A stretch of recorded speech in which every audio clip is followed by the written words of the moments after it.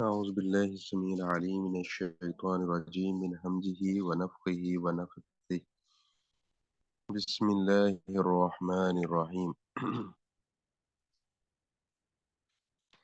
یہ ہم کل بات پڑھ رہے تھے کہ وہ شخص جو حدیث بیان کرتا ہے اس کے اندر کون کون سی شرائط ہونی چاہیے کہ وہ بندہ معتبر ہوگا. اگر وہ شرائط نہیں ہے تو وہ بندہ معتبر نہیں ہے اور اس کی بیان کردہ حدیث وہ بھی قابل اعتبار نہیں ہوگی. تو اصل کے اندر یہ تاریخ عالم کے اندر کسی قوم نے زمانے کے کسی حصے کے اندر کوئی ایسی چھان بین کا ایسے قواعد وضع نہیں کیے، لاگو نہیں کیے کہ جو اہل اسلام نے اور شروع اسلام کے اندر جو لاگو کیے ہیں، نافذ کیے ہیں. تو آج کے اس ترقی یافتہ دور کے اندر بھی خبر کی چھان بین کے لیے وہ قواعد مقرر نہیں ہے کہ جسے پتہ لگے یہ خبر سچی ہے یا فیک ہے. تو لیکن یہ کام چل رہا ہے اور بہت سی جھوٹی خبریں پراپیگنڈے عام ہیں.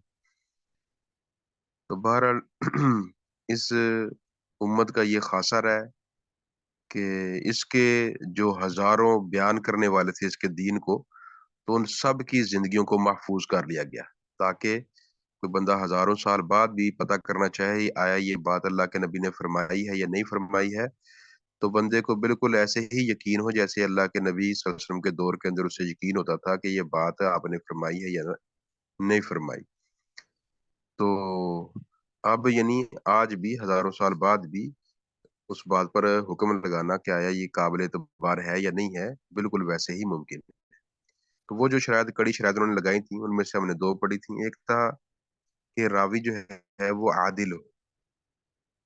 تو عادل کا معنی ہم نے پڑھا تھا کہ وہ مسلمان ہو، عاقل ہو، بالغ ہو، فسق نہ کرتا ہو، بد اخلاق نہ ہو. دوسری تھی ضابط ہو. تو اب عدل کا تو ہم نے کل پڑھ لیا، عدل کا پتہ کیسے لگتا ہے. اب ضبط کا پتہ کیسے لگتا ہے. اب اس کے بارے میں اہل علم کہتے ہیں کہ راوی کا ضبط اچھا ہے، اس کا حافظہ اچھا ہے، اس کی یاد اچھی ہے، یادداشت صحیح ہے. تو یہ بات معلوم کرنے کا طریقہ یہ ہے کہ دیکھا جائے جی یہ شخص بھی حدیثیں بیان کر رہا ہے، بظاہری بات ہے. کوئی ایک حدیث کوئی ایک بندہ تھوڑی بیان کرتا ہے، کئی بیان کرنے والے ہوتے ہیں.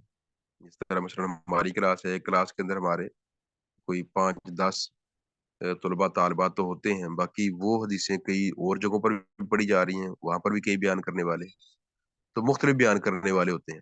تو آیا یہ ایک شخص جس کے بارے میں ہم پتہ لگا رہے ہیں کہ اس کا حافظہ اچھا ہے یا نہیں ہے، تو ہم دیکھیں گے کہ وہ جو حدیثیں بیان کرتا ہے اکثر، تو کیا اپنے دیگر بیان کرنے والے جو اس کے ساتھی ہیں ان کی مخالفت تو نہیں کرتا، ان سے ہٹ کر ان سے الگ کوئی لفظ بیان تو نہیں کرتا.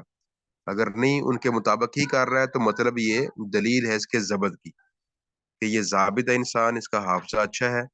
اگر اس کا اختلاف ہی رہتا ہے، دیگر لوگ اور الفاظ بیان کر رہے ہیں، یہ کچھ اور لفظ بیان کر رہا ہے، تو اس کا مطلب یہ ہوتا ہے کہ اس کے اندر خرابی ہے جو اس کو الفاظ بھول جاتے ہیں، یعنی کوئی نہ کوئی خرابی ہے جو ان کا بیان کرنے والوں کا آپس میں اختلاف ہو جاتا ہے.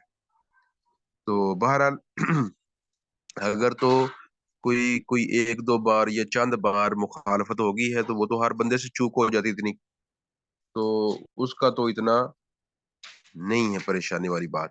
لیکن اگر اکثر ہو رہی ہے، کثرت سے ہو رہی ہے مخالفت، تو پھر یہ بات پریشانی والی ہے. پھر ایسے بندے کی جو روایت ہوتی ہے وہ ضعیف ہو جاتی ہے، ناقابل اعتبار ہو جاتی ہے، وہ بندہ وہ راوی جو ہے قابل اعتبار نہیں رہتا. اب ایک سوال یہ ہے کہ ایک ہے کسی بندے کو کہنا یہ بندہ اچھا ہے، عادل ہے، اور ایک ہے کسی بندے کو کہنا کہ یہ بندہ غیر عادل ہے، ضعیف ہے، کمزور ہے. تو اب یہ مختصر یہ بات کہہ دی جائے یہ کافی ہوتی ہے یا تفصیل بیان کرنی پڑے گی. تو اس کے بارے میں جو اہل علم نے موقف اختیار کیا وہ یہ ہے کہ کسی کی تعدیل بیان کرنی ہو نا تو یہ ایک مختصر کہہ دینا کافی ہے کہ یہ بندہ نیک ہے، اچھا ہے. کیونکہ اچھائیاں بہت قسم کی ہوتی ہیں، روزے بھی رکھتا ہے، نمازیں بھی پڑھتا ہے، اخلاق بھی اچھا ہے، وہ کئی چیزیں بیان کرنی پڑتی ہیں، وہ تفصیل زیادہ ہو جاتی ہے. تو اس لیے اگر وہ صرف مختصراً کہہ دیا جائے کہ یہ بندہ قابل اعتبار ہے، معتبر ہے، اچھا آدمی ہے، تو تفصیل بیان کرنے کی ضرورت نہیں ہے۔ لیکن اگر کسی کی جرح کرنی ہو، کسی کو بتانا ہو کہ یہ بندہ غلط ہے، تو وہاں اس کی تفصیل بیان کرنی پڑے گی، کہ اس کی وضاحت کی جائے، کیونکہ ایک بات ایک بندے کے نزدیک وہ اچھی نہیں ہوتی، لیکن دوسروں کے نزدیک وہی بات اچھی ہے۔ جس طرح آج ہم دیکھتے ہیں کہ مثلاً دین کے میدان کے اندر ہی کچھ لوگ ہیں، ان کو رگیتا جاتا ہے، برا بلا کہا جاتا ہے، جی یہ جی ان کی روش اچھی نہیں ہے۔ تو حالاں جس طرح اللہ کے نبی صلی اللہ علیہ وسلم کے صحابہ جو ہیں، اب ان کے بارے میں مثلا خارجی ہوئے، انہوں نے فتویٰ دے دیا جی یہ کافر ہو گیا نعوذ باللہ، تو اب ان کے نزدیک جو کفر تھا، صحابہ کے نزدیک عین وہ ایمان تھا، سارے صحابہ اس کو مانتے تھے اور سب کے نزدیک وہ ٹھیک تھا بالکل مسئلہ، لیکن ان کے نزدیک وہ غلط تھا۔ تو ایسے یہ مسئلہ، یہ بات اچھی ہے یا یہ بات بری ہے، تو یہ اچھی بری کے لوگوں کے اپنے اپنے چونکہ یہ بری، یہ چیز بری ہے، کسی کے نزدیک وہ چیز بری نہیں ہوتی، تو اپنے اپنے نظریات ہیں۔ اس لیے یہ قاعدہ ہے کہ جب کسی کی برائی بیان کرنی ہے، کسی پر جرح کرنی، تنقید کرنی ہے، تو وہ تفصیل سے ہو کہ اس کے اندر یہ والی خرابی ہے، یہ حدیث کے اندر جھوٹ بولتا ہے، یہ عام زندگی کے اندر جھوٹ بولتا ہے، یہ سویا رہتا ہے، یہ راتوں کو سوتا نہیں ہے، یعنی کوئی بھی چیز ہو سکتی ہے۔ ایک چیز ایک کے نزدیک وہ قابل جرح ہے، جبکہ دوسرے کے نزدیک قابل اعتبار ہے۔ تو اس وجہ سے اب اگر کسی کی تعدیل کرنی ہے تو اہل علم کہتے ہیں کہ مختصراً بیان کر دیجیے یہ آدمی اچھا ہے تو ٹھیک ہے، لیکن اگر جرح کرنی پھر تفصیل بیان کرنی پڑے گی کہ اس بندے کے اندر یہ خرابی ہے جس کی وجہ سے میں اس بندے کو قابل اعتبار نہیں سمجھتا۔ تو یہ اس سوال کا جواب ہے۔ اور اگلی بات ہے کیا کوئی ایک بندہ کسی کے بارے میں کہہ دے کہ یہ بندہ اچھا ہے یا یہ بندہ برا ہے، تو ایک بندے کی بات قابل اعتبار ہے؟ تو اس کے بھی جواب یہی ہے اہل علم کے نزدیک کہ ہاں ایک بندے کا بھی اعتبار ہے۔ اگر بندہ معتبر ہے، علم والا ہے، تو وہ ایک بندہ ہی کہہ دے تو وہ ایک بندے کا اعتبار کر لیا جائے گا، اور بعض کے نزدیک نہیں، دو ہونے چاہیے کم از کم۔ تو لیکن بہرحال عام یہی ہے کہ ایک بندہ ہی، اگر کوئی بندہ صاحب علم ہے اور اچھا نیک ہے، تو وہ ایک بندہ ہی کہہ دے تو اس کی بات کا اعتبار کر لیا جائے گا۔ پر یہ چند باتیں تھیں، یہ چند سوال تھے جو آج اس کے بارے میں بیان کیا گیا ہے، باقی اس کے بارے میں مزید انشاءاللہ کچھ چیزیں کل بیان ہوں گی۔ اب آتے ہیں حدیث کی طرف۔ آج ہم حدیث پڑھیں گے ابو موسیٰ اشعری رضی اللہ تعالی عنہ کی حدیث۔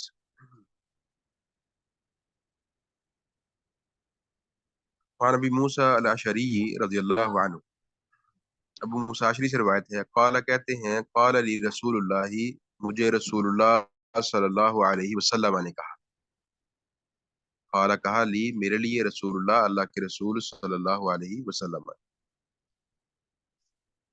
یا عبداللہ ابن کیسن، اے عبداللہ بن کیس۔ ابو موسیٰ اشعری رضی اللہ تعالیٰ عنہ کا نام تھا عبداللہ بن کیس۔ یا عبداللہ ابن کیسن، اے عبداللہ بن کیس، الا ادلک علی کنز من کنوز الجنہ، کیا میں تیری رہنمائی نہ کروں؟ دلہ یا دلو ہوتا ہے دلالت کرنا، رہنمائی کرنا، کیا تیری رہنمائی نہ کروں میں ایک خزانے پر، جنت کے خزانوں میں سے؟ وہ کیا ہے؟ لا حول ولا قوت الا باللہ، کہ نہیں ہے کوئی گناہ سے بچنے کی طاقت اور نہ نیکی کرنے کی قوت مگر اللہ کے ساتھ، اللہ کے ساتھ۔ متفق علیہ، اس پر اتفاق کیا گیا ہے۔ زاد النسائی، امام نسائی ہیں، انہوں نے کچھ اضافہ فرمایا ہے، انہوں نے کچھ اضافہ کی ہے۔ وہ کہتے ہیں ولا ملجا من اللہ الا الیہ، کہ نہیں ہے پناہ گاہ من اللہ، اللہ سے، اللہ سے بندہ بچ کر کہیں نہیں جا سکتا، الا الیہ مگر اسی کے پاس۔ اللہ سے پناہ بندہ نہیں کو پکڑ سکتا، یعنی اللہ سے بچ نہیں سکتا۔ اللہ سے بچنا ہے تو اللہ کے پاس ہی جانا پڑے گا، اللہ ہی یعنی اپنے عذابوں سے بندے کو بچاتا ہے، تو اللہ سے ہی تعلق مضبوط کرنا پڑے گا۔ تو یہ اضافی لفظ نسائی کے اندر، باقی جو متفق علیہ بخاری اور مسلم میں ہے وہ یہ لفظ ہے لا حول ولا قوت الا باللہ۔ حول یہ یعنی حرکت کرنا، پھرنا، اسے کہتے ہیں حرکت کرنے کو، پھرنے کو، یا قدرت رکھنا، طاقت رکھنا کسی کام کی، اور قوت یہ بھی طاقت رکھنے کے معنی میں ہوتا ہے۔ تو اب اہل علم پھر ان دونوں کا معنی یہ مفہوم بیان کرتے ہیں کہ یعنی گناہ سے بچنے کی طاقت اور نیکی کرنے کی قوت، یہ اللہ کی طرف سے ہی حاصل ہوتی ہے بندے کو۔ تو یہ گویا بندے کی طرف سے اعتراف ہے کہ اللہ میں کچھ نہیں ہوں، میں کسی قابل نہیں ہوں، ساری قابلیتیں تیرے پاس ہیں۔ اگر میں گناہ سے بچ رہا ہوں تو تو بچا رہا ہے، اگر میں نیکی کر رہا ہوں تو کروا رہا ہے۔ تو جب اس طرح بندہ بے دست و پا ہو کر اللہ کے سامنے گر جاتا ہے، ہاں، اور اپنی عاجزی کا اعتراف کر لیتا، تو اللہ اس بندے پر پھر بڑے خوش ہوتے۔ یہ یہ انتہائی نفیس ایک موتی ہے جو اللہ نے اپنے خزانے میں سے بندوں کو عطا کی ہے۔ وہ حدیث میں آتا ہے کہ یہ اللہ کے پاس جو خزانہ ہے، اللہ نے اسے اپنے خزانے میں سے جو اپنے پاس سنبھال کے رکھا ہوا ہے، اس خزانے میں سے یہ جملہ عطا کیا ہے۔ مثلا جس طرح کوئی کارڈ ہوتا ہے، مثلا جس طرح یہ ایجنسیاں ہوتی ہیں، وہ ایک خاص کوڈ کسی کو دیتا ہے اپنے ایجنٹ کو، یہ جی آپ نے کوڈ بولنا ہے، تو آپ جہاں بات جا کے یہ بولو گے تو ہماری حکومت میں ہر جگہ یہ آپ کا ہو جائے گا۔ تو یہ گویا اللہ نے ایک خاص کوڈ دی ہے کہ جب یہ کوڈ تم لوگ بولو گے تو پھر تمہارے کام سیدھے ہونا شروع ہو جائیں گے۔ یعنی یہ بندے نے اپنے آپ کو اللہ کے سامنے بے دست و پا کر کے پھینک دینا ہے، یعنی بغیر ہاتھ بغیر پاؤں کے بندہ عاجز ہوا پڑا ہے، اللہ کے سامنے گرا پڑا ہے کہ اللہ جو کچھ ہو رہا ہے، جو کچھ میں کر رہا ہوں، برائیوں سے بچ رہا ہوں، اچھائیاں کر رہا ہوں، برائی کی نسبت اللہ کی طرف نہیں کرنی چاہیے۔ اگرچہ انسان کے ہر فعل کا خالق اللہ ہے، لیکن بہرحال برائی کی نسبت جو ہے وہ قرآن کے اندر، حدیث کے اندر آتا ہے کہ بندہ کہ وہ ہمارے انبیاء نے، صلحاء نے اپنی طرف کی ہے کہ اللہ یہ گناہ ہوا ہے، یہ میں نے کی ہے۔ اگر کوئی اچھائی ہوئی ہے تو وہ اللہ کی طرف نسبت کر دی کہ اللہ یہ جو اچھائی ہوئی ہے یہ تیری طرف سے ہوئی ہے۔ ہاں، اگر میں مثلا، ہمارے کئی مصنفین دوست ہیں، کتابیں لکھتے ہیں، وہ لکھتے ہیں کہ اس کتاب کے اندر اگر کوئی کمی ہے، کوتاہی ہے، تو وہ میری طرف سے اور شیطان کی طرف سے، اور اگر اس کتاب کے اندر کوئی اچھائی، کوئی قابلیت ہے، تو وہ اللہ کی طرف سے۔ یعنی یہ چیز لا حول ولا قوت الا باللہ، اس سے یہ ہمیں سبق ملتا ہے کہ اچھائیوں کی نسبت اللہ کی طرف۔ اللہ میں گناہ سے بچ رہا ہوں تو تیری مدد سے، نیکی کر رہا ہوں تو تیری مدد سے۔ تو جب یہ بندہ اعتراف کرتا ہے تو پھر اللہ تبارک و تعالیٰ یہ اس کو ایک کوڈ فراہم کیا بندے کو، جب یہ کوڈ بولتا ہے تو اللہ کی رضا اور اللہ کی رحمت بندے کے راستے پر چال پڑتی ہے، پھر بندہ رحمتوں کے اندر متمتع ہوتا رہتا ہے۔ یہ امام ابن تیمیہ کو بتایا تھا آپ کو، رحمت اللہ علیہ، وہ کہتے ہیں کہ میں کتنی زندگی کے اندر مشکلات آئی ہیں، جو مکھی لڑائی انہوں نے لڑی ہے، تو میں نے اس کلمے کے ذریعے اپنی پریشانیاں وہ حل کی ہیں۔ تو یہ کلمہ جو ہے، مثلا وہ فجر پڑھ کے بیٹھتے اور وظائف کرتے رہتے، اور صبح پھر اشراق پڑھ کے اپنے جگہ سے اٹھتے اپنے وظائف مکمل کر کے، تو کہتے ہیں جب تک یہ ہم نہ کریں تو ہمارا کام ہی سیدھے نہیں ہوتے۔ تو یہ اہل اللہ کے یہ انداز ہوتے تھے کہ وہ اللہ کی خوب ذکر حمد و ثنا کر کے تو پھر کھڑے ہوتے۔ تو ان میں سے یہ لا حول ولا قوت الا باللہ، جس کے بارے میں مشہور ہے جی 99 یہ۔ تو بہرحال واقعی یہ کلمہ پڑھ جائے تو بڑے پھنسے ہوئے کام اللہ تبارک و تعالیٰ بندے کے کھول دیتے ہیں، آسان کر دیتے ہیں، اور اس کو آسانیاں فراہم کر دیتے ہیں۔ تو اس کا بھی یعنی کثرت سے بندہ ورد رکھے، وظیفہ رکھے، تو انشاءاللہ اللہ سے یہ جو قیمتی اس کو کوڈ ورڈ اس کو اللہ کے خزانے سے ملا ہے، تو نفیس موتی، ہم اپنے خزانے کے اندر انتہائی قیمتی چیزیں رکھتے ہیں، سونا ہو گیا، ہیرے جواہرات ہو گئے، تو یہ بھی کہہ لیں کہ اللہ کے قیمتی موتی ہے جو اللہ نے ہمیں عطا کی ہے۔ تو انشاءاللہ جتنی اس پر پابندی ہوگی تو اتنے ہی ہمارے کاموں کے اندر ہمارے لیے آسانی ہوگی، اللہ ہمارے کام بناتے جائیں گے۔ اور آگے حدیث ہے وان النعمان بن بشیر، نعمان بن بشیر رضی اللہ عنہ سے روایت،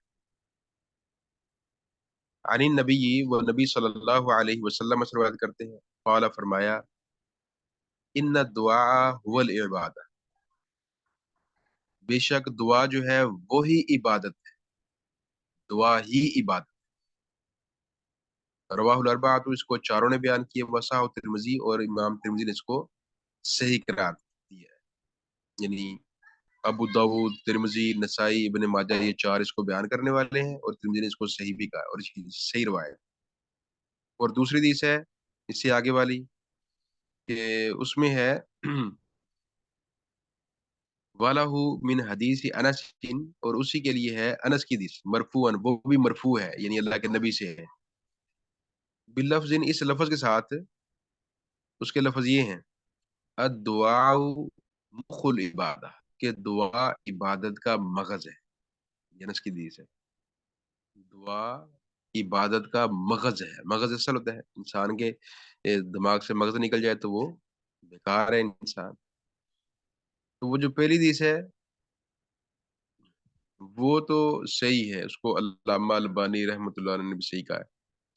یہ دوسری جو ہے کہ دعا عبادت کا مغز ہے، یہ مغز والی حدیث ہے، یہ ضعیف ہے، کمزور ہے. تو اس کو بیان کرنے والے ایک راوی ہیں ابن لہیعہ، لہیعہ.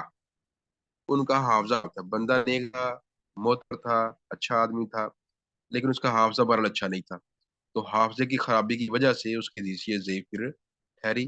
تو بہرحال یہ کہ دعا عبادت کا مغز ہے، تو یہ ناقابل اعتبار ہے، ضعیف ہے. لیکن جو قابل اعتبار ہے وہ یہ ہے کہ دعا ہی عبادت ہے، کہ عبادت کی اصل کی ہے. تو مثلا ایک ہے کہ ڈائریکٹ آپ نماز پڑھ رہے ہیں تو آپ اللہ سے مانگ رہے ہیں، دعا کر رہے ہیں، تو ایک یہ دعا ہوتی ہے. ایک یہ ہے کہ ہم مانگ نہیں رہے، زبان ہماری نہیں چل رہی، لیکن ہم وہ اس طرح منہ بنا کے کھڑے ہیں، معصوم سی صورت بنا کے کھڑے ہیں اپنے ابا کے سامنے، اپنی اماں کے سامنے. تو ہماری حالت دیکھ کے سمجھ جاتے ہیں کہ بچے کو کچھ چاہیے. بچہ جو ہے اپنے ماں باپ کے سامنے کھڑا ہوتا ہے تو وہ سمجھ جاتے ہیں کہ بچے کو کچھ چاہیے. تو اب ایسے ہی جب اللہ کے سامنے ہم روزہ رکھتے ہیں تو اللہ سے مانگنے کچھ رہے ہوتے ہیں، لیکن ہم نے وہ اپنا انتہائی تکلیف برداشت کر رہے ہیں، بھوک کی، پیاس کی. تو یہ اتنی ہم مشقت اٹھا رہے ہیں، تو یہ دلیل ہوتی ہے کہ اللہ ہمیں تجھ سے کچھ چاہیے. یہ ہماری مشقت اٹھانے کا مقصد ہے، تو یہ بلا فائدہ مشقت نہیں اٹھا رہے، ہمیں تجھ سے کچھ چاہیے. ایسے ہی حج کر رہے ہیں، حج میں بھاگے پھر رہے ہیں، ایسے ہی روزہ رکھ رہے ہیں، دیگر امور ہے، زکوٰۃ دے رہے ہیں. اب اس میں دے رہے ہیں زکوٰۃ، تو لیکن اللہ نے جو وعدے کیے ہیں کہ جو بھی تم اللہ کے راہ میں خرچ کرو گے اللہ تمہیں پورا پورا دے دے گا، لوٹا دے گا.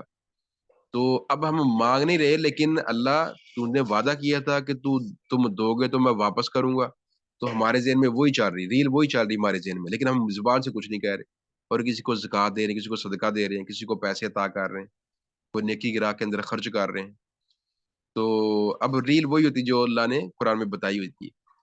تو یہ مطلب انسان کچھ نہیں بھی کر رہا، تو کچھ نہیں بھی بول رہا، تو اس کا یہ عمل جو ہے وہی، یعنی کہہ لیں کہ مانگنے کی طرح ہے، مانگنے کی طرح ہے.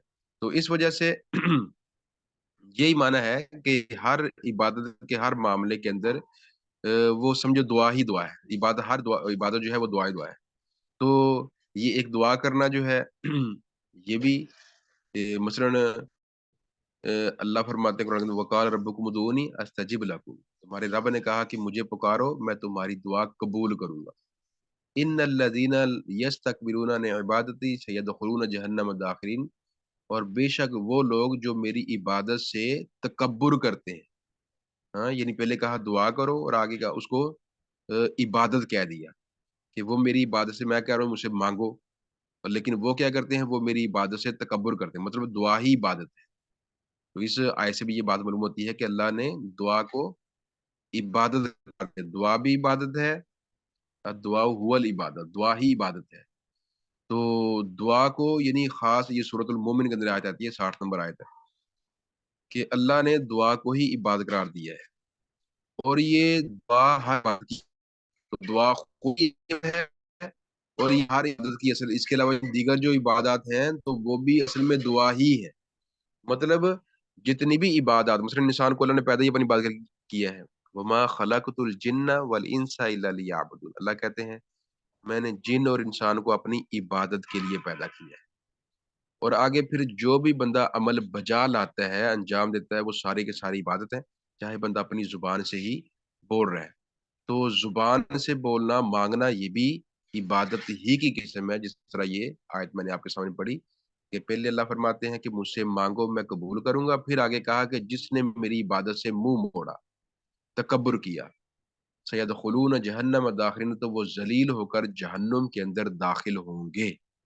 تو مطلب دعا کو اللہ نے آگے عبادت قرار دے دیا۔ تو یہ ہمارے اعمال بھی عبادت ہیں، تو دعا بھی عبادت ہے، بلکہ اعمال جو ہیں وہ بھی اصل میں دعا ہی ہوتی ہے، وہ بھی اصل کے اندر دعا ہی ہوتی ہے، اللہ کو پکارنا ہی ہوتا ہے، اللہ سے مانگنا ہی ہوتا ہے۔ ایک ہے زبان سے مانگنا، ایک ہے کہ مسکین سی صورت بنا کر اور عمل کر کے، محنت کر کے اگلے کو قائل کرنا، جی آپ میرے پیچھے کھڑے ہو جائیں، میرے کام جو ہے اس کو سیدھا کرے اور میرے امور کو آپ سنبھالا دیں۔ اور ایک آیت آتی ہے مثلاً یہ دعا جو ہے یہ صرف اور صرف اللہ سے ہو۔ اب اس کے بارے میں ایک آیت آتی ہے، اللہ فرماتے ہیں وَمَنْ أَضَلُّ مِمَّنْ يَدْعُو مِن دُونِ اللَّهِ مَنْ لَا يَسْتَجِيبُ لَهُ إِلَى يَوْمِ الْقِيَامَةِ وَهُمْ عَنْ دُعَائِهِمْ غَافِلُونَ۔ اس سے بڑا، اب یہ جو دعا ہے یہ عبادت ہے اور یہ صرف اللہ سے ہو سکتی۔ اب دعا کو ہم اللہ کے علاوہ کسی اور سے کریں گے تو یہ غیر اللہ کی عبادت ہو جائے گی اور اللہ کے ساتھ شرک ہو جائے گا۔ تو اب کسی اور سے دعا کرنا، اس کے بارے میں اللہ فرماتے ہیں وَمَنْ أَضَلُّ، اس سے بڑا گمراہ شخص کون ہو سکتا ہے، ممن يدعو من دون اللہ، جو اللہ کے علاوہ اوروں کو پکارتا ہے، اللہ کے علاوہ جو اوروں کو پکارتا ہے، دعا کرتا ہے، اس سے بڑا گمراہ کون ہو سکتا ہے؟ من لا يستجیب له الى یوم القیامہ، اور وہ لوگ ایسے ہیں جو قیامت تک، قیامت کے دن تک ان کی دعا قبول نہیں کر سکتے، سن ہی نہیں سکتے۔ ومن دعائم غافلون، اور اللہ کے علاوہ جتنے ہیں ان کی دعاؤں سے وہ غافل ہیں، یہ ان کو پکار رہے ہیں، وہ ان کی دعاؤں سے غافل ہیں۔ وَإِذَا حُشِرَ النَّاسُ كَانُوا لَهُمْ أَعْدَاءً، اور جب لوگوں کو اکٹھا کیا جائے گا تو یہ ان کے دشمن ہوں گے۔ یہ جن کو پکار رہے ہیں نا، جن سے دعائیں کر رہے ہیں، انہوں نے بڑے بنائے ہیں، اللہ کے علاوہ جو بھی ہے، نبی ہے، ولی ہے، کوئی بھی ہے، یہ آیت سب کے لیے سورۃ الاحقاف کی آیت نمبر 5 6 نمبر آیت ہے، 5 نمبر اور 6 نمبر، احقاف کی آیت نمبر 5، احقاف کی آیت نمبر 6۔ اللہ فرماتے ہیں جب لوگوں کو اکٹھا کیا جائے گا تو یہ ان کے دشمن ہوں گے، وَكَانُوا بِعِبَادَتِهِمْ كَافِرِينَ، اور ان کی عبادت کا انکار کرنے والے ہوں گے۔ یعنی یہاں پر بھی بات دعا کی ہو رہی ہے اور اللہ اس کو آخر میں جا کر عبادت سے تعبیر کر رہے ہیں کہ یہ جو دعا کر رہے ہیں نا، اللہ کے علاوہ کسی اور سے دعا کر رہے ہیں، قیامت تک وہ ان کی دعا سن نہیں سکتے، وہ ان کی دعاؤں سے غافل ہیں۔ ہاں، اور قیامت کو یہ جب لوگ اکٹھے ہوں گے ان کے دشمن ہوں گے، وَكَانُ، اور وہ لوگ ہوں گے بِعِبَادَتِهِمْ کافرین، ان کی عبادت کا انکار کرنے والے۔ مطلب یہاں پر بھی اللہ تبارک و تعالیٰ نے دعا کو عبادت قرار دی۔ تو یہ دعا ہی اصل عبادت ہوتی ہے اور عبادت کا مقصد یہ ہے۔ اللہ اکبر۔ تو بہرحال یعنی اس سے یہ معلوم ہوتا ہے کہ دعا عبادت ہے اور عبادت کی ہے بھی دعا۔ تو اب جو لوگ صرف اللہ کو پکارتے ہیں تو یہ تو لوگ راہ راست کے راہی ہیں اور عبادت اللہ کی کرنے والے ہیں۔ باقی جو اللہ کو چھوڑ کر اوروں سے دعا کرتے ہیں تو اس کے بارے میں سورۃ الاحقاف کی آیت بالکل صاف ہے، واضح ہے، عیا ہے کہ یہ جو دعا ہے یہ بات ہوتی ہے اور دعا ہی اصل بات ہوتی ہے۔ تو جو کسی اور سے دعا کرتا ہے تو وہ اللہ کے علاوہ کسی اور کی پوجا کر رہا ہے، پرستش کر رہا ہے۔ تو یہ شخص جو ہے پھر یعنی اللہ کے علاوہ غیر کو پکارنے والا، یہ اللہ کے دربار کے اندر رد کر دیا جائے گا، اس کو ناکام بنا دیا جائے گا۔ تو بہرحال یہ دعا، یہ جو چیز ہے یہ اللہ کے نزدیک عادت ہے اور اس کا بہت زیادہ اعتبار ہے، عزت ہے۔ یہ دعا انسان کرتا رہے اللہ سے تو اللہ اس سے خوش رہتا ہے۔ اگر بندہ اللہ سے دعا نہ کرے، یعنی براہ راست زبان سے دعا کرے یا سراپائے دعا بن جائے، آپ کی زبان دعا کرے یا آپ خود سراپائے دعا بن جاؤ۔ سراپا دعا کیا؟ یعنی ایسی معصوم سی صورت بنا کر کھڑے ہو جاؤ کہ رب کہے یہ مجھ سے مانگنے کے لیے کچھ کھڑا ہے، یہ جو عمل کر رہا ہے، اس نے روزہ رکھا ہوا ہے، بڑی مشقت کے اندر ہے، یہ جو لوگوں کی خدمت کر رہا ہے، یہ لوگوں کو پیسوں سے نواز رہا ہے، تو اس کی رضا، اس کی مقصود صرف اور صرف مجھ سے لینا ہے۔ تو یہ رب کو سمجھ آ جائے تو یہ دعا مطلب زبان سے بھی مانگے، اللہ کے نبی بہت کثرت سے مانگتے تھے۔ تو یہ اللہ کے ہاں بہت ہی عزت والا کام ہے۔ اللہ فرماتے ہیں، یہ سورۃ الفرقان ہے، آیت نمبر 77 ہے، 77 نمبر آیت، کل ما یعبأ بکم ربی لولا دعاؤکم، کہہ دیجئے کہ میرا پروردگار تمہاری کوئی پرواہ نہیں کرتا اگر تم دعائیں نہیں کرتے تو۔ دعائیں کرتے ہو تم رب سے تو رب کو تمہاری پرواہ ہے، تم دعائیں نہیں کرتے رب کو تمہاری پرواہ نہیں۔ مطلب اگر رب سے تعلق مضبوط رکھنا ہے تو پھر رب سے مانگو۔ دنیا میں انسان سے مانگا جائے وہ ناراض ہوتا ہے، رب سے نہ مانگے تو رب ناراض ہوتا ہے، کیونکہ دنیا والوں کے پاس سے محدود دولت ہوتی ہے لیکن رب کے پاس لا محدود ہے۔ رب ساری دنیا کی ساری مانگیں پوری کرنے کے بعد بھی رب کے خزانے میں اتنی کمی نہیں ہوتی، جیسے دریا میں ایک یا سمندر میں سے ایک چڑیا جو ہے وہ چونچ بھر لے پانی کی، تو اللہ کے خزانے میں اتنی کمی بھی نہیں آتی۔ اللہ کے پاس خزانے ہیں ہر شے کی، دوسری اللہ چاہتا ہے مجھ سے مانگو۔ تو یہ مانگنا جو ہے بات ہے، اور عبادت کی اصل ہے، اور مانگنے والوں سے اللہ خوش ہوتا ہے اور نہ مانگنے والوں سے اللہ تبارک و تعالیٰ ناراض ہوتے ہیں۔ اور آگے دیسے وہ بھی دعا کے متعلق ہی ہے۔ اللہ کے نبی صلی اللہ علیہ وسلم فرماتے ہیں کہ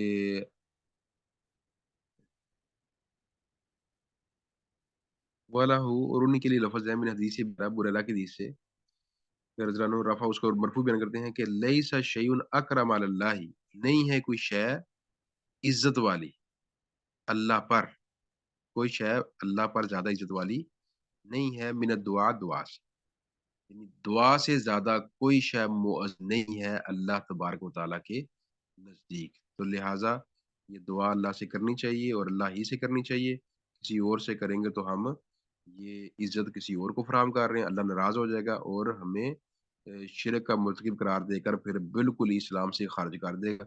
تو بہرحال اگر اللہ سے دعا نہیں کریں گے تو اللہ ناراض ہو جائے گا، کریں گے تو اللہ خوش ہو جائے گا، وہ سے کریں گے تو پھر وہ ناراض ہو جائے گا۔ تو لہذا دعا کا یہ خصوصی اہتمام ہمیں کرنا چاہیے۔ تو اللہ میں یہ سمجھ کے عمل کی توفیق عطا فرمائے۔ اس کے متعلق کوئی سوال ہے؟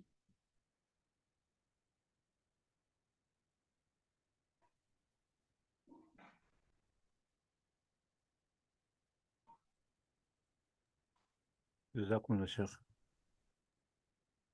السلام بارک علیکم اللہ فیک۔ ورحمۃ اللہ وبرکاتہ۔ وعلیکم السلام ورحمۃ اللہ ہاں وبرکاتہ۔ جی، میرا ایک الگ سوال تھا یہ نماز کے بارے میں۔ جب گھر میں جی جی نماز پڑھی جاتی ہے تو اور عورتیں تو گھر میں ہی پڑھتی ہیں، جیسے مرد حضرات اگر گھر میں نماز پڑھتے ہیں تو شوہر کے قریب میں کھڑے ہونے کا جو طریقہ ہے کہ وہ تھوڑا پیچھے اور دائنی طرف رہے، تو کیا مطلب اگر جگہ کی کمی ہو تو بھی مطلب دائنی طرف ہی کھڑے ہونا ضروری ہے، یا اور دوسری طرف بھی ہوا جا سکتا ہے؟ گھر کے اندر اگر نماز پڑھنی ہے، مثلاً اگر میاں بیوی ہیں جماعت پڑھنا چاہتے ہیں، تو پھر حکم یہی ہے کہ مرد آگے کھڑا ہوگا اور عورت پیچھے کھڑی ہوگی اکیلی۔ تو یہ دائیں بائیں جو کھڑا ہونا ہے نا، یہ مثلاً دو مرد ہیں یا دو خواتین ہیں تو وہ آپس میں جماعت کروانا چاہتی ہیں، تو جو امام ہوگا جس نے جماعت کروانی ہے وہ بائیں طرف ہوگا، اور جس نے اس کے پیچھے پڑھنی ہے وہ دائیں طرف ہوگا، اس کے دائیں کھڑے ہوگا برابر اس کے۔ لیکن مرد اور عورت یہ دونوں برابر کھڑے نہیں ہو سکتے، چاہے ماں بیٹا ہیں چاہے میاں بیوی ہیں، یہ برابر نہیں ہوں گے، آگے پیچھے ہو جائیں گے۔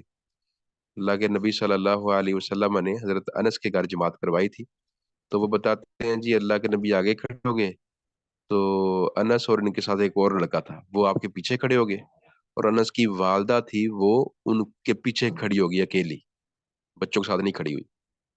تو یہ ہے یعنی خاتون وہ بیٹا بھی اگر ہو تو وہ پیچھے ہی کھڑی ہوگی، تو یہ برابر نہیں کھڑے ہونا چاہیے۔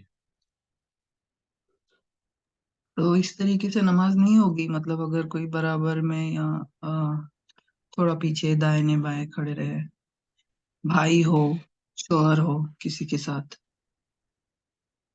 اس نماز جو طرح ہے وہ مطلب جماعت میں پڑھے یا پھر الگ الگ بھی پڑھے؟ نہیں، اگر ایک کمرے میں؟ دو لوگ بھی ہیں تو جماعت کروا لیں تو ثواب زیادہ ہو جائے گا۔ حدیث میں یہی आता है कि सवाब बढ़ जाता है।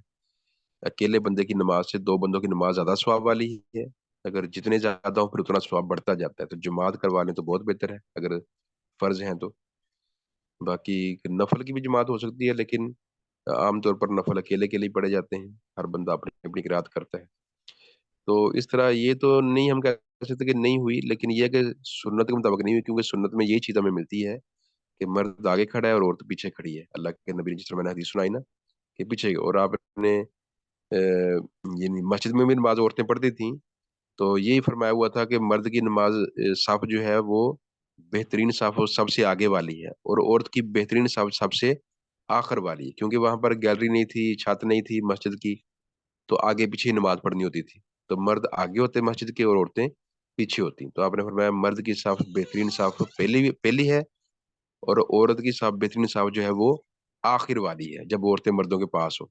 लेकिन अगर औरतें अकेली हैं, तनहा हैं, अलग एक मुकाम पर हैं, तो फिर औरतों की भी पहली साफ वो अफजल हो जाएगी।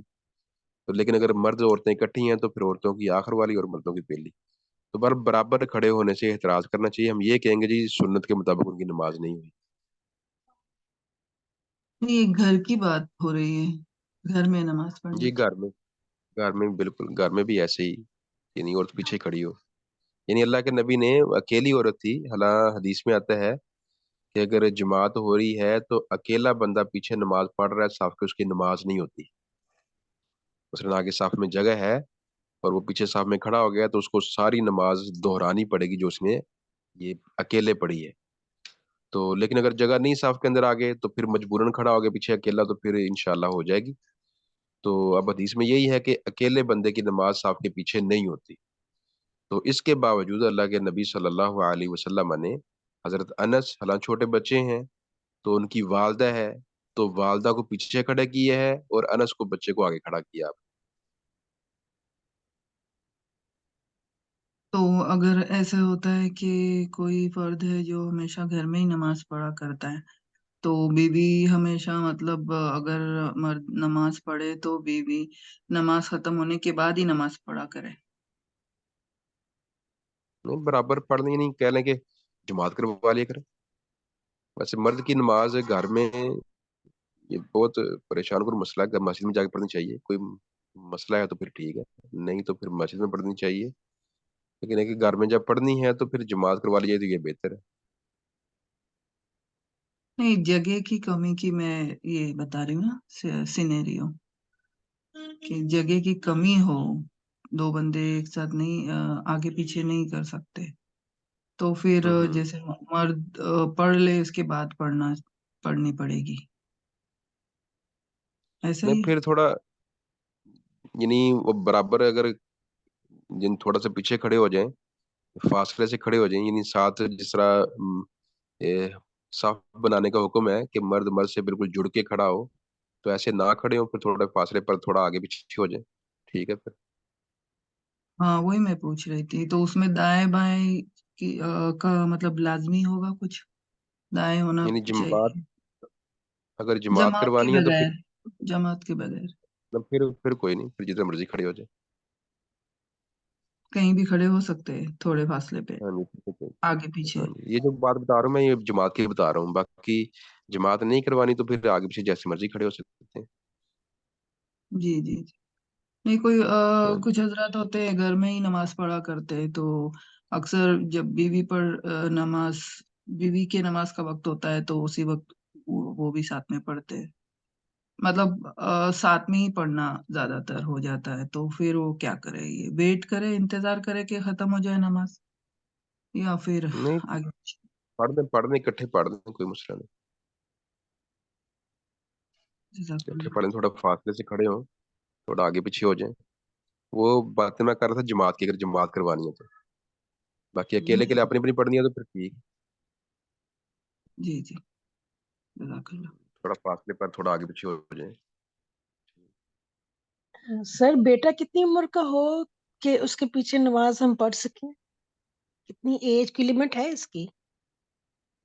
इस एज की लिमिट नहीं है कोई, बस वो समझदार बच्चा हो, कुरान पढ़ सकता हो। तकरीबन 6 साल के एक सहाबी थे जिनके बारे में हदीस आती है। 6 साल के एक बच्चा था, کہ وہ ان کا قبیلہ مسلمان ہوا تو اللہ کے نبی صلی اللہ علیہ وسلم نے کہا تھا کہ جو تم میں سے زیادہ قرآن جانتا ہے تو وہ جماعت کروائے. تو انہوں نے جب دیکھا اپنے قبیلے میں کہ ہم نئے نئے مسلمان ہوئے ہیں تو وہاں سے صحابہ گزرا کرتے تھے اور وہ بچہ نا ان سے شوق سے قرآن سیکھتا تھا.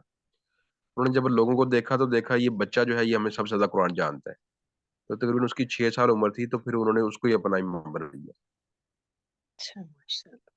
تو حالانکہ اس کا مطلب 7 سال کی عمر میرا میں 12 نماز کا سال کا ٹھیک 12 سال کا بیٹا تو میں اس کے پیچھے نماز پڑھا کروں گا. ہاں بالکل بالکل جماعت ہو سکتی ہے. ٹھیک جزاک. لیکن وہ بچوں کو چاہیے کہ مسجد قریب ہے تو مسجد میں جا کے پڑھے. جی وہ سردیوں کی شامیں تھوڑی ڈارک ہوتی ہیں تو مسجد تھوڑی دور ہے تو پھر ہم گھر میں ہی پڑھ لیتے ہیں. میں نہیں جانے دیتی اس کو مسجد. ٹھیک ہو گیا اگر کوئی مسئلہ ہے ایسا تو پھر ٹھیک ہے جی ورنہ کیونکہ بہتر یہ اکیلا ہے نا مسجد میں. وہ. جی اس کے بابا ابراڈ ہوتے ہیں تو پھر میں تھوڑی سی احتیاط کر لیتی ہوں تو وہ پھر ہم گھر میں پڑھ لیتے ہیں. ہاں جی بالکل جماعت ہو سکتی ہے بہتر ہے یہ. جزاک اللہ.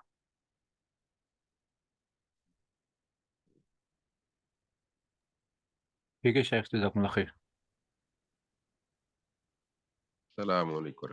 وعلیکم السلام.